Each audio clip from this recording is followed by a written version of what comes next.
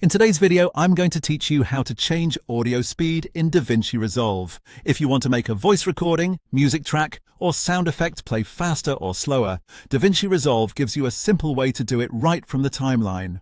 This is useful when you're trying to match timing, fit audio into a specific section of your edit, or create a different pacing effect without needing a separate audio program. To get started, go to your audio clip in the timeline and click on it so it's selected.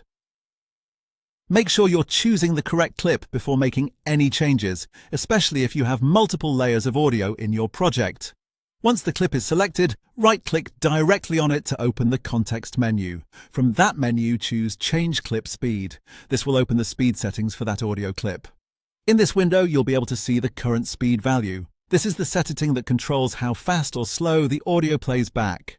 From here, you can type in a value manually if you already know the speed you want. For example, increasing the value will make the audio play faster, while lowering it will slow the audio down. If you prefer a more hands-on approach, you can also click and drag on the value to adjust it more interactively. This can be helpful when you want to fine-tune the speed and hear what feels right for your project. As you make changes, keep in mind that adjusting audio speed will also affect the timing of the clip in your timeline. A faster speed usually makes the clip shorter, and a slower speed makes it longer. So if your audio is synced with video, you may want to double-check the alignment after making the adjustment.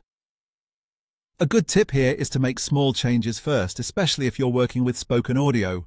Even a slight speed increase or decrease can noticeably change how natural the voice sounds. For music or sound effects, you may have a little more flexibility depending on the result you're trying to create. Once you've entered or adjusted the speed value you want, you can confirm the change and review the clip in your timeline. Play it back and listen carefully to make sure the new speed works well in context with the rest of your edit. That's how to change audio speed in DaVinci Resolve. It's a quick tool, but it can make a big difference when you need more control over timing and pacing in your project.